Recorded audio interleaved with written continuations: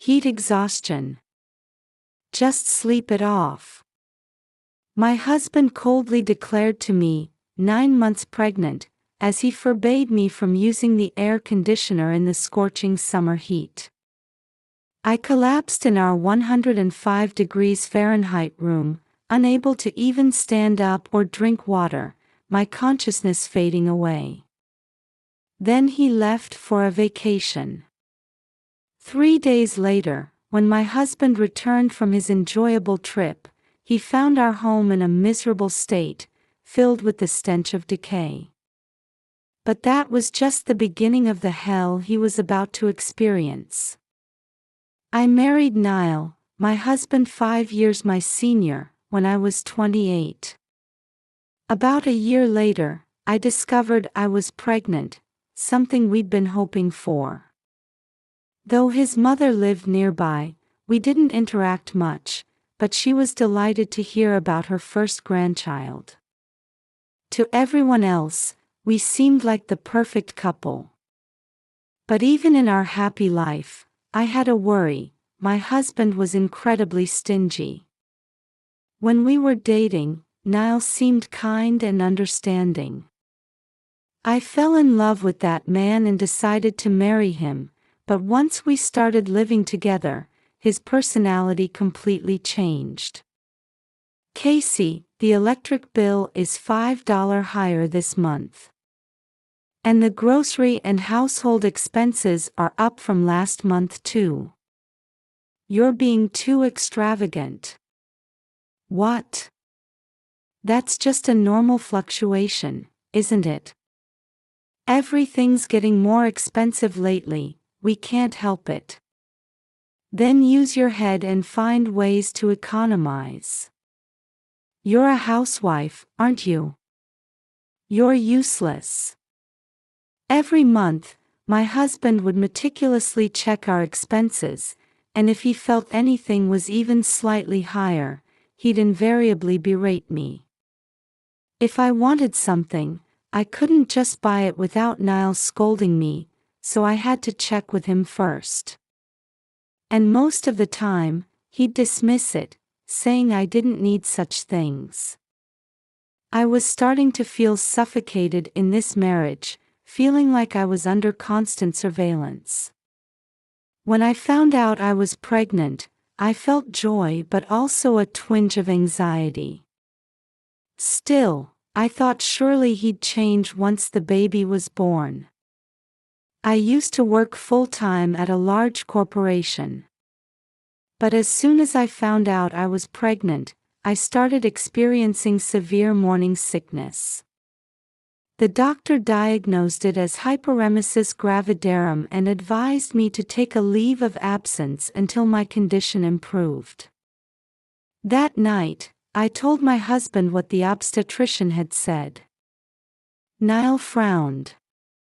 What? Absolutely not. But I can't work in this condition with all the nausea. If you take leave, that means no salary, right?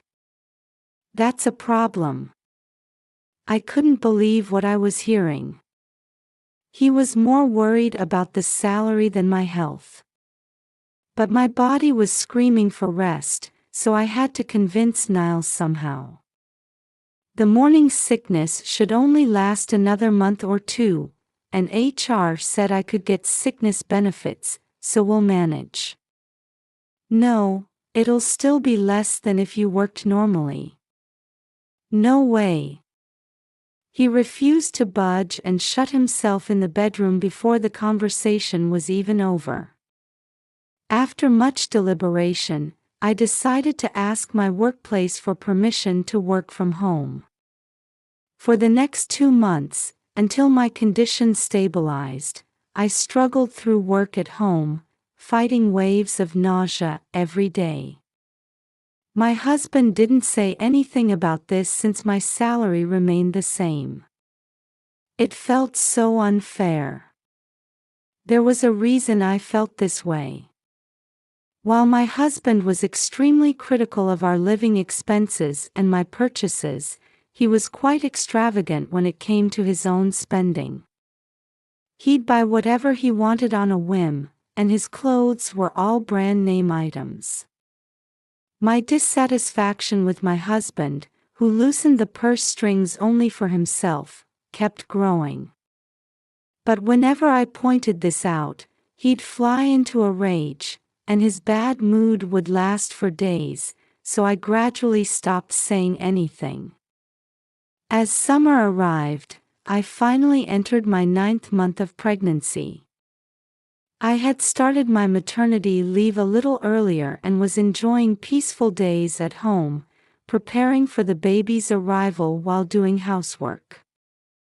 However, my husband seemed displeased with this situation. "The electric bill has gone up since you've been home." While he hadn't said anything when I was working from home and receiving my full salary, my maternity leave income was about 80% of my usual pay. This seemed to irk him. "Well, that can't be helped. It's hot, so we need the air conditioner this time of year." "No, we managed without the AC during the day before. Don't use it until I get home." "What? That's impossible in the middle of summer." I naturally objected, but he wouldn't budge. From that day on, I had to endure the summer heat without air conditioning. I considered secretly using the AC when my husband wasn't home, but he'd check the electric bill at the end of the month and find out, so that wasn't an option. My body temperature was already higher than usual due to being 9 months pregnant. After about a week, I collapsed with symptoms of heat exhaustion, nausea and dizziness. When my husband came home, I explained the situation. "Just sleep it off. That's impossible in this hot room. I'm worried about the baby too. Can you take me to the hospital tomorrow? I'm going on a 3-day company trip from tomorrow." So, no. I was shocked by my husband's casual words. I hadn't heard anything about a trip, and with my due date so close, he was going to be away for 3 days. Ignoring my shock, Niall cheerfully packed his bags. The next day, before leaving, he warned me, "Don't turn on the AC until I get back. The electric bill is too high. And don't you dare go to the hospital. It'll get better on its own." To prevent me from going to the hospital, he took my smartphone and placed it out of my reach before leaving. After Niall left, my condition only worsened. Eventually, I couldn't even get up or drink water. This isn't just dangerous for me, but for the baby too. I lay there, helpless and despairing in a room that had reached 105 degrees Fahrenheit. Suddenly, I noticed the intercom was ringing. It seemed I had lost consciousness, and it was already dark outside. I was too weak to get up and answer the door. But the intercom kept ringing persistently. Who could it be? As I pondered hazily, I heard a familiar voice calling my name from outside the door. With a start, I gathered my last ounces of strength and crawled to the entrance, using that voice as my guide. Just as I managed to unlock the door, I completely lost consciousness. 3 days later, my husband returned home. As soon as he opened the living room door, he covered his mouth and nose. He was retching at the terrible smell. "What's this smell of decay? And all these flies? Oh no." Niall frantically searched the room, seemingly looking for something. He returned to the living room and stared intently at the sofa and blanket I usually use when lying down. He seemed afraid to touch it. Then, as if struck by an idea, he started making a phone call. A ringtone sounded from high up in the living room. It was probably my phone he was calling. But the phone he had taken from me before leaving was still there. My husband looked around, found my smartphone, and picked it up. So, it must be. Once again, he tried to reach for the blanket on the sofa. I'm not there. Ah. Niall was so startled by my voice coming from somewhere that he lost his balance and fell onto the sofa. Then he started apologizing. I'm sorry.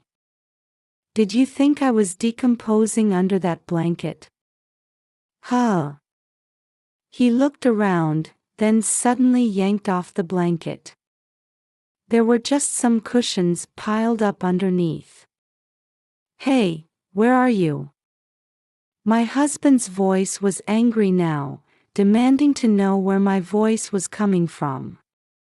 At this point, I wasn't actually in the house. I was watching what was happening inside through a baby monitor camera my colleagues had given me before my maternity leave began. I'm here. Can you hear my voice coming from that small thing next to the TV? Huh? Where are you talking from? He asked irritably. When I told him where I was, Niall rushed out of the living room. Within 30 minutes, my husband arrived where I was. Why did you go to the hospital without my permission? You disobeyed me. He shouted as soon as he saw me. I was lying in bed with an IV drip, but my husband didn't even offer a word of comfort at the sight. Yes, this was a hospital room. A room with proper air conditioning. I'll explain later how I ended up here, but my husband started saying things like this. This is a private room, isn't it? Do you have any idea how much this costs? I didn't answer, just stared at Niall. And what's with the smell in that room? It stinks, and there are flies everywhere. We can't live there like that. Do you know how much house cleaning will cost? As my husband went on and on about money, I let out a heavy sigh. Was it really that bad? That was the leftover food you didn't clean up 3 days ago. Scrambled eggs, blueberry yogurt, what else was it? Of course it would rot if left in a room without air conditioning.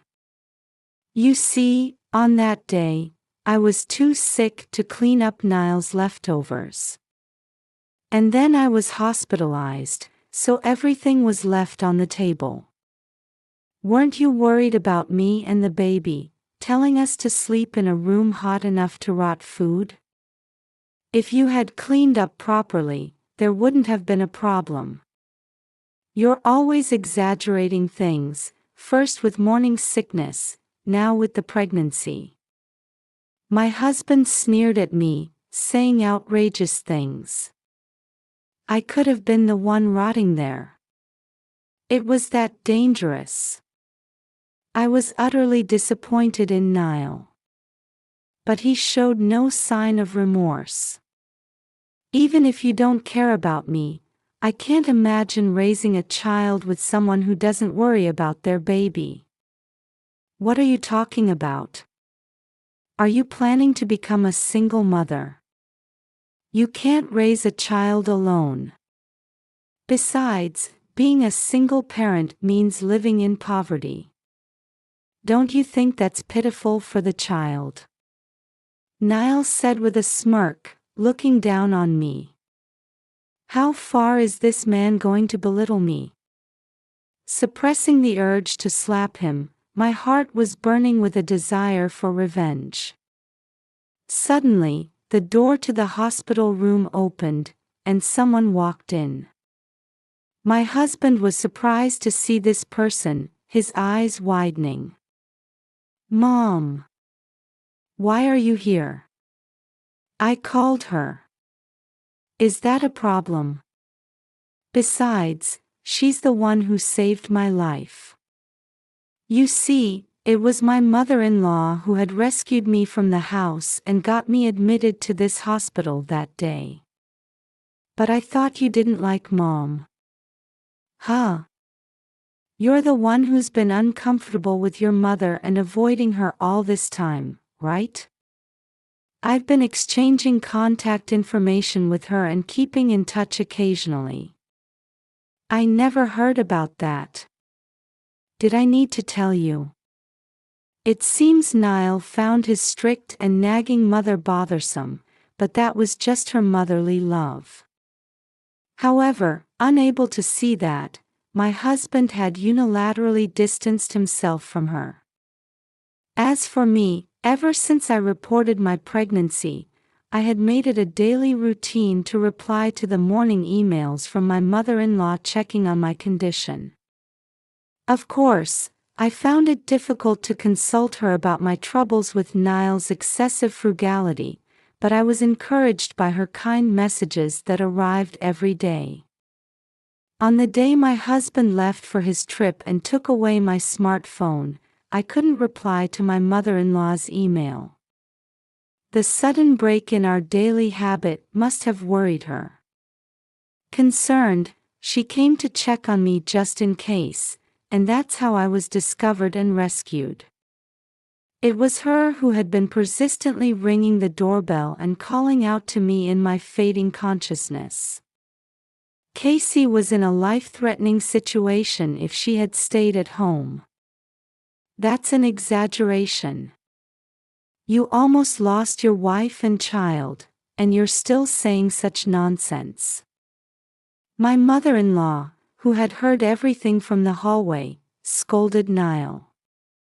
My husband backed away, intimidated by his mother's intensity. "Don't interfere in our marriage." Even so, my husband retorted while trying to forcibly grab my arm and get me out of the bed, intending to discharge me and leave this place quickly. I shook off his hand. "I'm divorcing you. As a father's responsibility, you'll pay child support properly." "Well, I might agree to a divorce, but I won't pay any money," my husband shouted, his face red with anger, spittle flying. From there, neither of us would back down, and the conversation reached an impasse.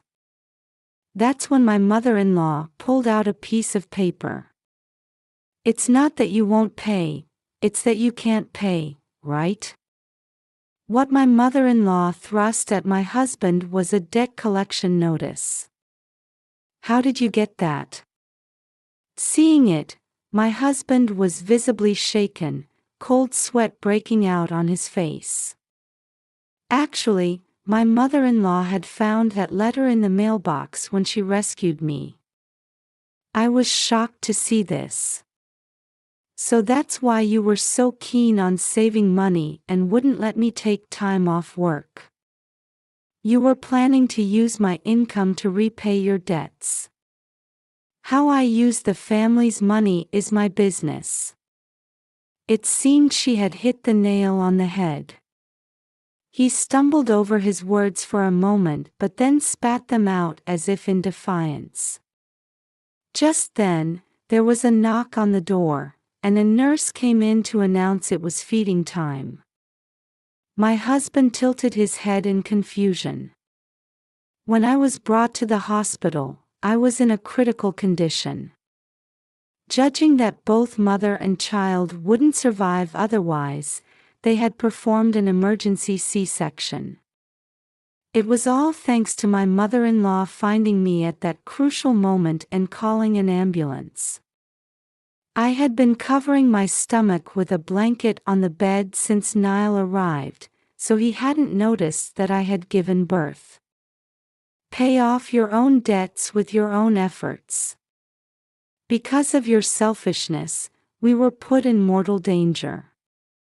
You don't deserve to be a father. Sensing my firm resolve for divorce from my expression, my husband suddenly became flustered. I was wrong. I'll apologize, so let's reconsider the divorce. It's too late. I've been patient for so long, but this incident has completely drained my love for you. Please, don't abandon me. Mom, say something to her. Niall, now in tears, turned to his mother for help. I'm on Casey's side. I don't care about you anymore. No. Mom, Casey, please don't abandon me. A father like you is worse than no father at all. I'll raise the child on my own. When I firmly rejected and pushed away my husband, he was dragged out of the hospital room by his mother. After that, Niall reluctantly signed the divorce papers. I hired a lawyer and made sure to establish a proper agreement for child support payments, securing a promise of $700 per month until the child turns 18. Without my income that he had been counting on, my ex-husband quickly ran into trouble repaying his debts and was evicted from our apartment. Now, it seems he's sleeping in the park and working day and night, trapped in a cycle of debt. As for me, I'm managing quite well with my own income and the child support, enjoying a life with more freedom and less stress than before. My mother-in-law still visits every 2 weeks as the child's grandmother, maintaining our relationship. I hope to continue watching my child grow alongside her.